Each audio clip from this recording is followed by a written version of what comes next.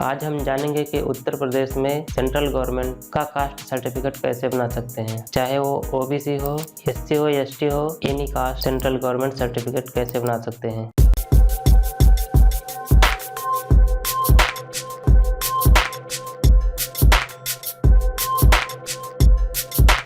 अब आप अपना क्रोम ब्राउज़र ओपन करेंगे, सर्च बार में सर्च करेंगे ई डिस्ट्रिक्ट यूपी और ये लिखा हुआ है तो मैं सर्च कर देता हूँ।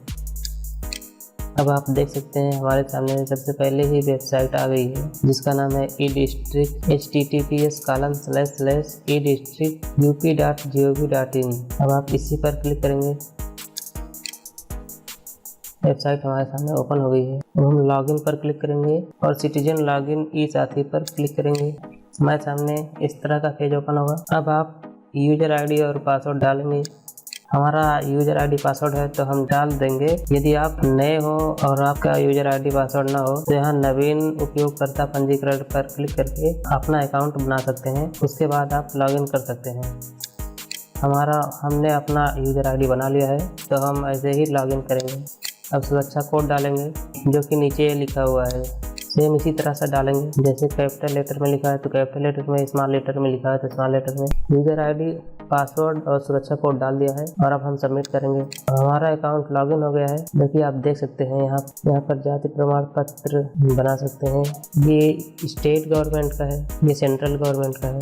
जाति प्रमाण पत्र अंग्रेजी, ये सेंट्रल गवर्नमेंट का है। और भी आप बना सकते हैं आय, जाति, निवास, दिव्यांग प्रमाण पत्र, हैसियत प्रमाण पत्र। आप यहाँ पर आके पढ़ लीजिएगा, बहुत सारे हैं जो बना सकते हैं आप। सबसे इम्पोर्टेंट बात, आप ये लाइनें जरूर पढ़िएगा जिन पर स्टार लिखा हुआ है और यहाँ नीचे की 2 लाइनें जरूर पढ़िएगा। ये बड़ी काम की चीज है। और अब हम समय न बर्बाद करते हुए डायरेक्ट चलते हैं। सेंट्रल गवर्नमेंट का ओबीसी एनसीएल सर्टिफिकेट बनाते हैं, कास्ट सर्टिफिकेट जिसे बोलते हैं। अब हम क्लिक करेंगे, आधार नंबर डालेंगे। तो हमने अपना आधार नंबर फिल कर लिया है। अब हम सिक्योरिटी कोड डालेंगे जो कि ये बगल में दिया हुआ है। जैसा दिया हुआ है आपको सेम वैसे ही फिल करना है। जैसे कैपिटल लेटर में लिखा हुआ तो कैपिटल लेटर में, स्मॉल लेटर में लिखा हुआ तो स्मॉल लेटर में सेम भरना है। चलिए भर लेते हैं और आगे का प्रोसेस दिखाते हैं। तो हमने सिक्योरिटी कोड भर दिया है और इस बॉक्स पर टिक करेंगे और सबमिट करेंगे। अब आपके आधार से लिंक नंबर पर एक OTP भेजा जाएगा जो कि आपको यहाँ पर डालना होगा। तो अब हम डाल लेते हैं। जैसा कि हमने OTP डाल दिया है, अब सबमिट करेंगे। हमारे सामने एक ऐसा इस तरह का फॉर्म खुल जाएगा। अभी हमें फॉर्म भरना है। अब आपका नाम पहले से ही भरा हुआ है। अब आपको पिता, पति या संरक्षक का नाम भरना है। आप जो चीज भरेंगे उसको सिलेक्ट कर देंगे और माता का नाम भरना है। ध्यान रहे माता का नाम हमेशा उन्हीं की माता का नाम डालना है जिनका आप फॉर्म फिल कर रहे हैं। चलिए मैं फिल कर लेता हूँ, फिर आपको दिखाता हूँ। जैसा कि हमने फॉर्म भर दिया है, जैसे आपको पिता का नाम भरना होगा इंग्लिश में और माता का नाम भरना होगा इंग्लिश में और मकान नंबर यदि पता हो तो इनमें से आपको किसी एक को भरना है। यह फिक्स है। जैसे यहाँ पर लिखा भी हुआ है, मकान नंबर, मोहल्ला, पोस्ट या ग्राम में एक पद अनिवार्य है। कोई न कोई एक भरना ही होगा और बाकी ये तो चूज करना ही पड़ेगा। जैसे जनपद और तहसील, ग्राम, मोबाइल नंबर ऑप्शनल है, चाहे तो आप छोड़ भी सकते हैं, चाहे तो डाल भी सकते हैं। हमने तो खैर डाल दिया है। अब आप भी चाहे तो भर सकते हैं। अब आप अपनी जात चुनेंगे। हम ओबीसी का एनसीएल सर्टिफिकेट बना रहे हैं, केवल ओबीसी वालों का बनता है। तो हमने चूज कर लिया है। अब हम अपना जाति चुनेंगे, हमने चुन लिया है। अब यहाँ पर प्रमाण पत्र क्यों बना रहे हैं इसका रीजन आपको देना है। तो हमने डाल दिया हुआ है फॉर्म फिल करने के लिए। वैसे तो ऑप्शनल है, चाहे तो छोड़ भी सकते हैं। यदि आपका पहले से ही जाति प्रमाण पत्र बना हुआ था कभी तो आप डाल सकते हैं, नहीं तो छोड़ देंगे। तो आप यहाँ से चुन सकते हैं कि आप दस्तावेज क्या क्या अपलोड कर रहे हैं। ध्यान रहे यहाँ पर लिखा हुआ है फोटो अधिकतम साइज 50 KB और अदर डॉक्यूमेंट 100 KB के बीच में होना चाहिए। कौन कौन सी फाइलें मान्य होगी, जैसे JPG, JPEG और PNG। इन्हीं डॉक्यूमेंट्स में से कोई अपलोड कर सकते हैं। हमारा डॉक्यूमेंट्स PDF में नहीं होना चाहिए और 100 KB से ज्यादा का नहीं होना चाहिए और फोटो 50 KB से ज्यादा का नहीं होना चाहिए। हमने तो फाइल साइज कम करके रखा हुआ है। यदि आपको साइज कम करना नहीं पता होगा तो आप कमेंट कर सकते हैं। हम इसका वीडियो बना देंगे जिससे आप किसी भी इमेज का साइज कम कर सकते हैं। अब हम अपना डॉक्यूमेंट अपलोड करेंगे। यदि आप अपना फोटो आधार कार्ड से ही अपलोड करना चाहते हैं तो इस पर टिक करेंगे, नहीं तो आप यहाँ से चूज कर सकते हैं। तो चलिए हम चूज करके ही बनाएंगे, तो चूज कर लेते हैं।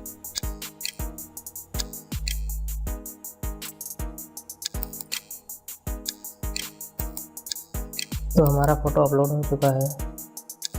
और अब हम स्वप्रमाणित घोषणा पत्र अपलोड करेंगे, जो कि आपको डिस्क्रिप्शन बॉक्स में मिल जाएगा, जिसे आप भर सकते हैं।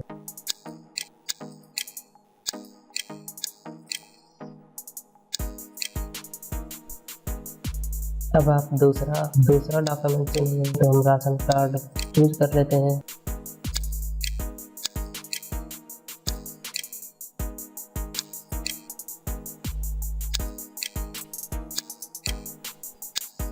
हमारे पास अन्य डॉक्यूमेंट में अब आप उसका नाम दे सकते हैं कि आप कौन सी डॉक्यूमेंट अपलोड कर रहे हैं। तो हम आधार कार्ड अपलोड कर रहे हैं, तो हम यहाँ पर टाइप करेंगे आधार कार्ड। स्पेस नहीं देना है, ध्यान रहे स्पेस नहीं देना है, और वैसे ही टाइप कर देना है। अब आप यहाँ डॉक्यूमेंट चुनेंगे, हम चुन लेते हैं और अपलोड पर क्लिक करेंगे। अब हमने अपना सभी डॉक्यूमेंट अपलोड कर दिया है, जैसे फोटो, स्वप्रमाणित घोषणा पत्र, राशन कार्ड की छाया प्रति और आधार कार्ड। 3 डॉक्यूमेंट्स और एक फोटो अपलोड किया है। यदि आपके पास स्वप्रमाणित घोषणा पत्र नहीं होगा तो आप डिस्क्रिप्शन बॉक्स में जाकर डाउनलोड कर सकते हैं। सभी डॉक्यूमेंट्स अपलोड करने के बाद दर्ज करें पर क्लिक करेंगे, हमारा फॉर्म सबमिट हो जाएगा। अब देख सकते हैं पूरी जानकारी किस तरह से भरा हुआ है फॉर्म। अब हमारा फॉर्म कुछ इस तरह का आ जाएगा। अब आप आवेदन संख्या कॉपी कर लेंगे, तो आप देख सकते हैं हमारी दी गई जानकारी सभी इसमें फिल होके आ गई है। अब आप चाहें तो यहाँ से प्रिंट कर सकते हैं, हम प्रिंट कर लेते हैं इसे और हम PDF में सेव कर लेते हैं। यहाँ पर चुनेंगे PDF और सेव कर लेंगे। तो हम डॉक्यूमेंट्स पर हम डेस्कटॉप पे करना चाहते हैं सेव, तो हम डेस्कटॉप चुन लिए हैं और सेव करेंगे। अब आप देख सकते हैं हमारा फाइल ये सेव हो चुका है, और अब हम इसे क्लोज करेंगे और चलेंगे फॉर्म की ओर। अब हम इसका पेमेंट करेंगे, जो कि सिर्फ 15 रुपये का पेमेंट करना होगा। एप्लीकेशन नंबर पहले से फिल होके आया हुआ है, तो हम ऐसे ही सबमिट करेंगे। प्रोसीड विथ पेमेंट पर क्लिक करेंगे। अब आपके सामने पेमेंट करने का ऑप्शन कुछ इस तरह का आएगा। नेट बैंकिंग से आप करना चाहें तो यहाँ पर चूज करके कर सकते हैं।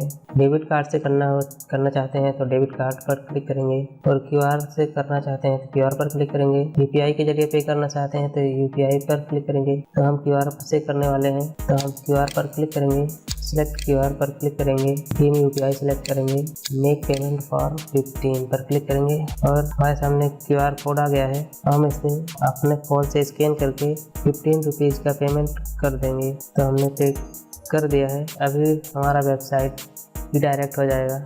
हमारे सामने एक एरर आ गया। ऐसा हो सकता है कि आपके साथ भी आए, तो घबराने की बात नहीं है, हम इसे क्लोज कर देंगे। और अब हम जाएंगे आवेदन की सूची पर क्लिक करेंगे। अब आप देख सकते हैं कि अभी जो हमने फॉर्म फिल किया है वो ये ऊपर दिख रहा है। अब हम जाएंगे सेवा शुल्क भुगतान पर क्लिक करेंगे। अब हमने जो एप्लीकेशन नंबर कॉपी किया था उसे यहाँ पर पेस्ट करेंगे और सबमिट करेंगे और सुरक्षित पर क्लिक करेंगे। जैसे ही हम सुरक्षित पर क्लिक करेंगे हमारा पेमेंट सक्सेसफुल हो जाएगा। अब आप प्रिंट करके और एक्नॉलेजमेंट स्लिप रख सकते हैं। चलिए हम सेव कर लेते हैं। ये भी हम डेस्कटॉप पर ही सेव करना चाहते हैं। आप अपने हिसाब से जहाँ पर भी रखना है उसे रख सकते हैं। इसे नाम दे देंगे हम कोई भी और सेव कर देंगे। हमारा ये सेव हो चुका है, हम इसे क्लोज कर देंगे। अब हम आवेदन सूची पर जाएंगे और आप देख सकते हैं हमारा एप्लीकेशन फॉरवर्ड कंसर्न ऑफिसर के पास चला गया है। अब हम जाएंगे होम पेज। आप देख सकते हैं, इसलिए हमने बोला था कि आप इन लाइनों को पढ़ लीजिएगा।